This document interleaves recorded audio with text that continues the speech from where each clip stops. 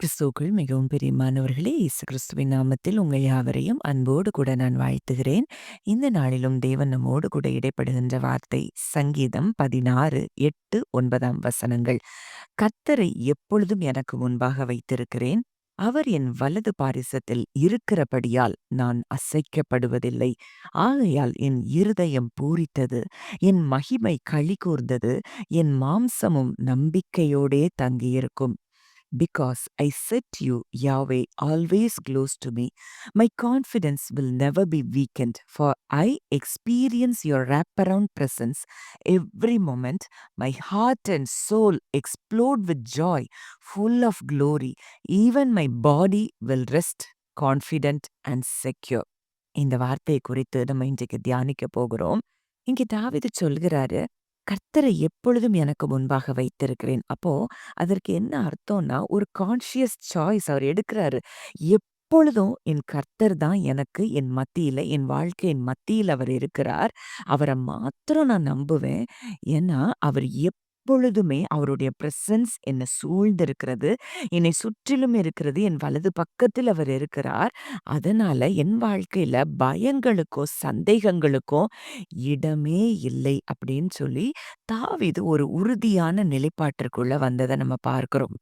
அவருடைய பிரசன்ஸ ஒவ்வொரு நொடி பொழுதும் அவர் உணர்கிறார்னா, அவருடைய தேவனுடைய கான்ஸ்டன்ட் லவ் அண்ட் கேர் அன்பையும் அவர் எப்பொழுதும் நம்மை பார்த்துக் கொண்டே இருக்கிறார். நம்ம கேர் பண்ணிட்டே இருக்கிற ஒரு அப்பாவா நம்மை சூழ்ந்திருக்கிறார் அப்படிங்கிறத தாவீது அறிந்து வைத்திருந்தபடியினால தான் அவரை எதுவும் அசைக்க முடியலையாம். அதனால அவருடைய இருதயம் களிகூர்ந்தத நம்ம பார்க்கிறோம். ஒரு அது தெய்வீகமான ஒரு ஒரு சந்தோஷம், ஒரு சமாதானத்துக்குள்ள அவர் இருதயம் இருக்கிறத நம்ம பார்க்கிறோம். அவர் சொல்றாரு, "என் மாம்சமும் நம்பிக்கையோடே தங்கியிருக்கும்." அது ஆங்கிலத்துல, "even my body will rest confident and secure." நமக்கு ஏன் நம்ம பாடி ரெஸ்ட்ல இல்ல அப்படின்னு சொல்லி பார்த்தோம்னா, நம்ம ஆத்துமா முதல்ல இளைப்பாறுதல்ல இல்ல. ஆனா தாவீதுக்கு ஒரு நம்பிக்கை. அவருடைய பிரசன்ஸ் என்னை எப்பொழுதும் சூழ்ந்திருக்கு. அவருடைய லவ் அண்ட் கேர் என்னை எப்பொழுதும் சூழ்ந்திருக்கு. அதனால என் ஆத்துமாவும் களி கூறுகிறது, என் இருதயம் மகிழ்கிறது. அதனால என் சரீரமும் அது எப்படி இருக்கும்? பாதுகாக்கப்படுகிறதா இருக்கிறத அவர் பார்க்கிறாரு. ஏன்னா, அந்த பீஸ் அது ஒரு ஆவிக்குரிய ஒரு சமாதானம் மாத்திரம் இல்ல. ஒரு பிசிக்கலாவும், பாடியும் ஒரு ரெஸ்ட்டுக்குள்ள வர்றத பார்க்கிறோம். அப்போ இன்றைக்கு நமக்கு நன்றாக தெரியும். இன்னைக்கு எப்பொழுதும் கர்த்தர் நம்மையும் தாவீதை சூழ்ந்திருந்தது போல தான் அவர் நம்மையும் சூழ்ந்திருக்கிறார். இரவும் பகலும் அவருடைய கண்கள் எப்பொழுதும் நம்ம மேல வைக்கப்பட்டிருக்கிறது. வசனம் சொல்லுது, இஸ்ரவேலை காக்கிறவர் உறங்குவதும் இல்லை, தூங்குகிறதும் இல்லை. இன்னைக்கு அவரை நம்புறோம்னு சொல்றோம். எவ்வளவு தூரம் அவருடைய வார்த்தையை நம்ம விசுவாசிக்கிறோம், நம்ம நம்புறோம். நம்மை காக்கிற தேவன் நம்மை உறங்காமலும் தூங்காமலும் பாதுகாக்கிறார் என்றால், எப்பொழுதும் நம்மை சூழ்ந்திருக்கிறார் என்றார், எதை குறித்தும் நாம் பயப்பட வேண்டிய தேவையில்லை. இன்னைக்கு நிறைய பேருக்கு பயம் உலகத்துல. அது நடக்குது, இது நடக்குது, அந்த வியாதி வருது, இது வருது, இந்த பிரச்சனைகள் இருக்கு, இந்த பூகம்பங்கள் வருது, இதெல்லாம் இருக்கு. ஆனா தாவீதுக்கு ஒண்ணு தெரியும்.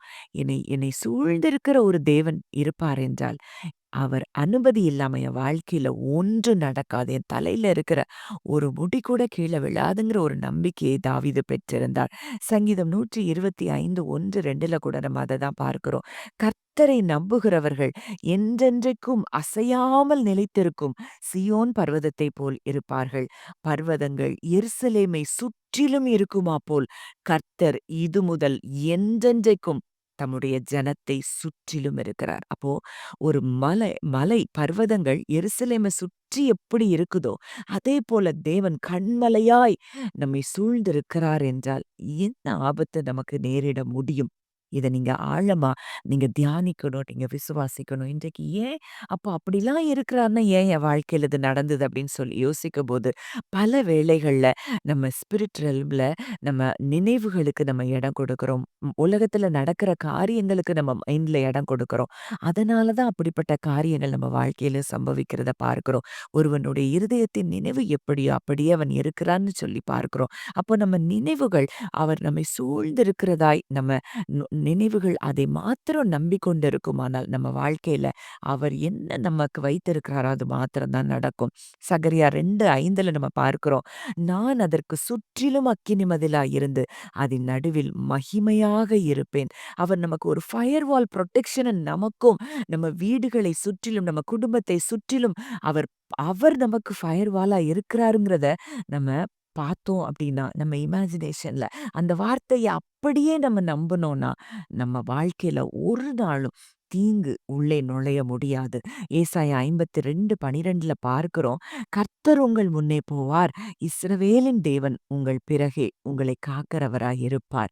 இன்னைக்கு அவரே நமக்கு முன்பாக போகிறார். அவர் நமக்கு பின்பாக காக்கிறார் என்றால், இன்னைக்கு நெறைய பேருடைய உள்ளத்துல பயங்கள் இருக்கிறத நான் பார்க்கிறேன். அந்த பயங்கள் உடைக்கும்படியா தான் தேவன் இந்த வார்த்தைய இன்றைக்கு நம்மோடு கூட இடைப்படுகிறார். அவர் உங்க வலது பாரிசத்துல இருக்கிறார். உங்களை சுற்றிலும் இருக்கிறார். உங்களுக்கு முன்பாக இருக்கிறார். உங்களுக்கு பின்பாக இருக்கிறார். உங்கள் வலது புறத்திலும், இடது புறத்திலும் அவர் இருக்கிறார். இன்னொன்னு ஒரு வார்த்தை சொல்லுது. சங்கீதம் 139:5 "you have gone into my future to prepare the way and in kindness you follow behind me to spare me from the harm of my past. You have laid your hand on me." அதாவது என்னுடைய எதிர்காலத்திலே நீங்க இருக்கிறீங்க. என்னுடைய கடந்த காலத்திலேயே இருக்கிறீங்க. ஏன்னா, கடந்த காலம் என்னைய என்ன செய்யக்கூடாது, எதுவும் ஹார்ம் பண்ணக்கூடாது அப்படிங்கிறது. கடந்த கால நினைவுகள் என்னைய எந்த விதத்திலயும் அது என்னைய துக்கப்படுத்தக்கூடாதுங்கிறதுக்காக, என்னுடைய கடந்த காலத்திலயும் நீங்க இருக்கிறீங்க.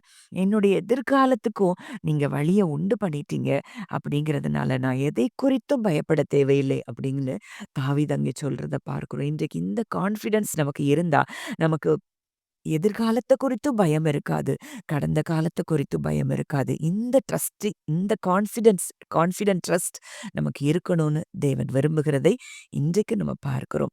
ஜெபிக்கலாம். நல்ல தகப்பனே, நன்றியோடு உம்மை துதிக்கிறோம், ஸ்தோத்தரிக்கிறோம் அப்பா. இந்த நல்ல நாளிலும் எங்களோடு கூட இடைப்பட்ட உம்முடைய வார்த்தைக்காக நாங்கள் நன்றி செலுத்துகிறோம். அப்பா, நீர் எங்கள் வலது பாரிசத்தில் இருக்கிறீர். நாங்கள் ஒருபோதும் அசைக்கப்படுவதில்லை.